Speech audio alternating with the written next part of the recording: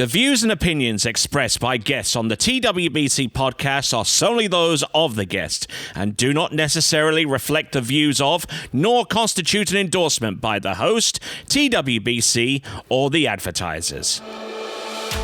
National championships, Confederation championships, World championships, major professional events. For over 3 decades, he has been there for many of the sport's greatest moments.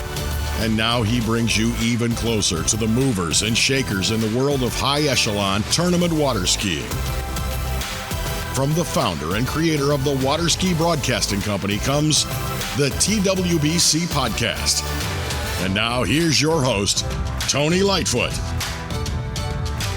Greetings, one and all, and welcome to this latest episode of the TWBC Podcast, recorded in Baton Rouge, Louisiana. As the old year passes into history, a lot of people out there are taking stock of what has happened in the year 2020. For some, it has been one of sadness, with some highly revered names in the sport leaving us way too soon. For others, it has presented opportunities to further grow the sport, especially within the realm of mass media. Suffice to say that in these and other cases, 2020 was a challenging year to say the least, and one that has prompted many to reevaluate their ambitions and goals moving forward. Very few things illustrate this more than a person's bucket list. If you're unsure what this is, then check out a movie of the same name that was released in 2007, starring Morgan Freeman and Jack Nicholson. But it's essentially a list of goals to achieve before you leave this earth.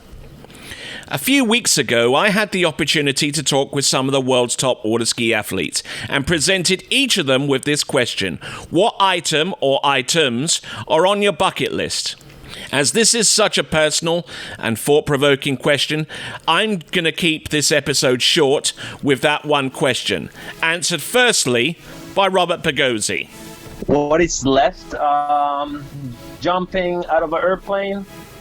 Okay, skydiving then. So that's so once you've done that, you've done everything. And breaking the world record. Oh, breaking the world record, winning worlds, and winning masters. And skydive. No, there's a bunch of stuff. There's a list. Skydive, scuba dive. I want to do many stuff, I guess. But that's the one that comes to mind right now. But I have a long list. Okay, excellent. Although I kind of expected you've already done scuba diving, considering that you live on an island. I know. I keep delaying that. Every year I'm gonna do. This year I want to do on COVID time, but still didn't do it. Jacinta Carroll. My bucket list is to go 200 foot. That's definitely the number one that's left on my bucket list. I'd also like to snow ski in Austria. That's on my bucket list. Okay. I can definitely gel with the 200 foot, but I didn't know you're that much into snow skiing, or haven't you been snow skiing before at that type of level? That type of level, like I've snow skied in Australia, but our mountains are pittance compared to what they are in Europe. And I was actually planning on going to Austria this year for a holiday. But then obviously COVID and being not allowed to leave Australia has kind of ruined that. Benjamin Stadelbauer. I'd definitely like to go to Alaska once in my life, probably to do some snow skiing, and I've never got the chance to do that yet, so that would be one of them. Okay, that's pretty good. That's pretty out there, you know. Yeah. And Alaska's only a 5 or 6 hour flight away? Yeah, so I mean, it'd be totally doable, but it's something that I've kind of wanted to do since I'm a kid, and just find the right time and the right people to do it with, I think. Would be more of the dilemma right now, but that's something I'd love to go out and do one day, is just go to Alaska and go ski there. I should just do it, I guess. Karen Truelove. I'd like to spend some time traveling to places that are colder, like have some snow skiing trips, and do more, like I spend more time out, like even out west, national parks. So let's see. I don't know if that's too many answers, but yeah, just like more, just something kind of that the opposite of water skiing, something, maybe more cold. I mean, as much as I hate the cold weather, I think that I would enjoy just learning about parts of, whether it be the U.S. or just the world, that, you know, the climate is just generally more cold, because I have tended to avoid those places for most of my life because of skiing. Adam Saddlemeyer. I would like to jump out of an airplane, but I have not grown the balls to do so yet. Okay, that's a good one. Robert Pagozzi actually put that one down as well. Yep, it's definitely something I want to do, but too many responsibilities and too many people depending on me, so we'll see. Freddie Winter. My bucket list. I don't know. I don't really subscribe to having a bucket list, because I think that almost inevitably leads to failure. Because you're not going to be able to achieve everything. So I don't want to have that hanging over me that, I didn't achieve this in my life. But things that, you know, if we're talking about water skiing, I mean, I've done a lot of the things that I wanted to do. I mean, I'd like to have a crack at a world record. As far off as that may be, I mean, you know, cutting from 1 to 2 at 975 is a huge deal, and cutting from 2 to 3 is I mean, it's a really big deal. So I'd like to have a crack at it, and that's got to be an aim. Apart from that, I don't really know, Tony. You know, I want to win all the tournaments I've won again. I want to win all the tournaments I haven't won for the first time, and then again. So yeah. Igor Morozov. There is no certain bucket list for me, because it is like this bucket is so big. I mean, there is no reason to even like make. I have an experience, and I can say, I can put it in my bucket list. It's not something in my bucket list that I'm taking out of and trying. So going through life and, you know, doing different things, whenever I do something which, you know, I really like and which inspires me, or I want to try it again, or something which really means a lot to me, I put in this bucket, and I think it's like endless, and hopefully we'll find those things to put in this bucket list until the end of my life, to keep, you know, this interest, and hopefully find new things to be interesting for me as well. Okay, I like that answer too. That's pretty... So it's limitless to your answer. To your question. Okay, nice. Okay. Freddy Krueger.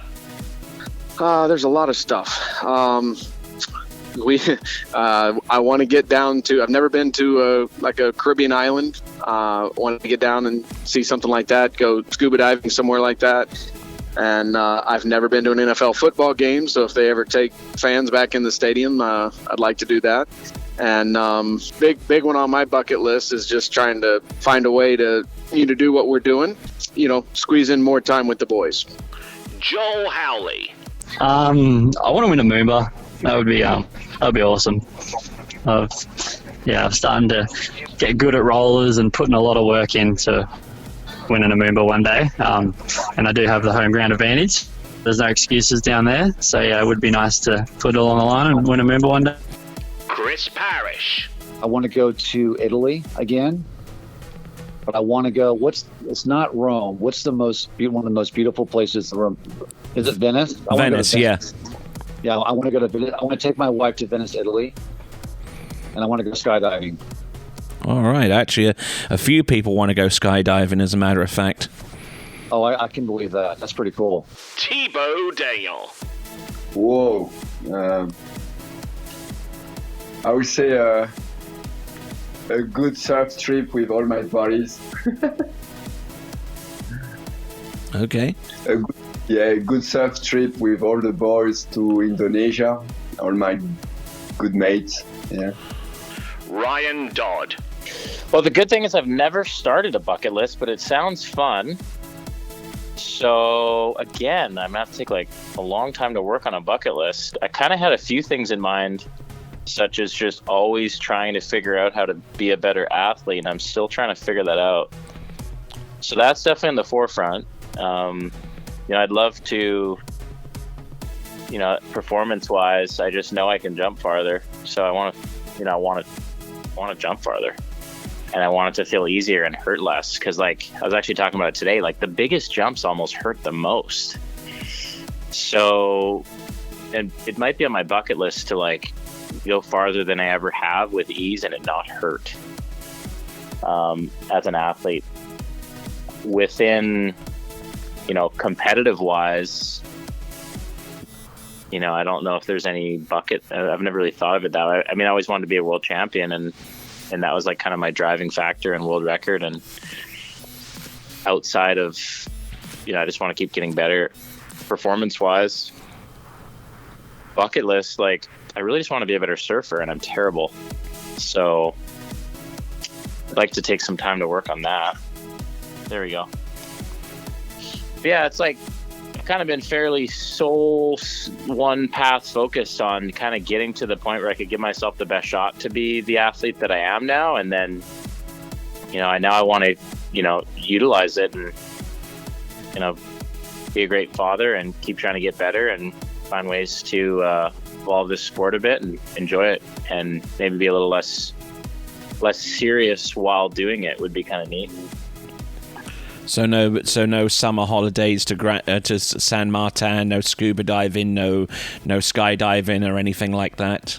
Yeah, I mean, outside of like my little ski world, I mean, like I've always made a point to do that stuff. Like when you said, "Hey, how's your off season?" Like this year is weird where you haven't traveled much, but like normally on the back, last year the day after the World Championships, I was in Bali, surfing in 10-foot waves, like nearly drowning. Like the last 5 years, either with friends or my wife, we go straight from some of the biggest competitive moments to enjoying ourselves, and I've always made sure to do that. And I've spent time snow skiing and playing hockey and surfing and traveling and on cruises, and I'm not just in and out. Like most of the athletes show up to an event and they go home and they don't see anything, and then their career's over, and the world's, where are they at in the world? And I've always tried to pay attention to outside of myself as an athlete. I'd say it almost helps me focus more when I do lock in, so I don't know, like bucket list stuff. I went to Iceland on a layover and I loved it. I'd like to go back. I'd like to spend a lot of time at a perfect surf break and get a lot better.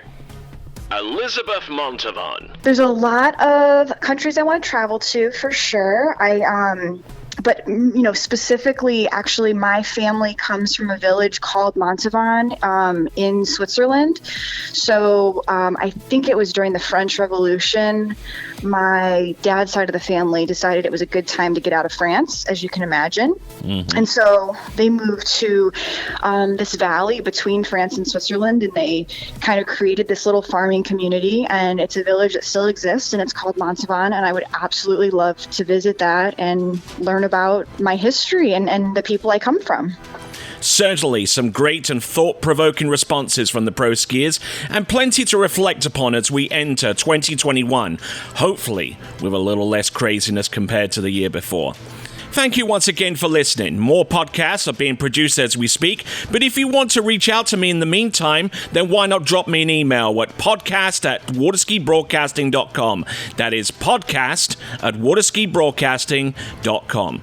This is Tony Lightfoot saying ciao for now, and I'll be back soon for the latest edition of the TWBC podcast. Thank you for listening to the TWBC podcast. Be sure to check out our website at waterskibroadcasting.com. Links to our presence on major social media platforms can be found there, as well as updates to our webcast and this podcast.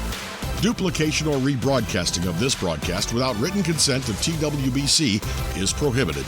Subscribe to us on your favorite podcast platform, and be sure to join us next time for the next edition of the TWBC podcast.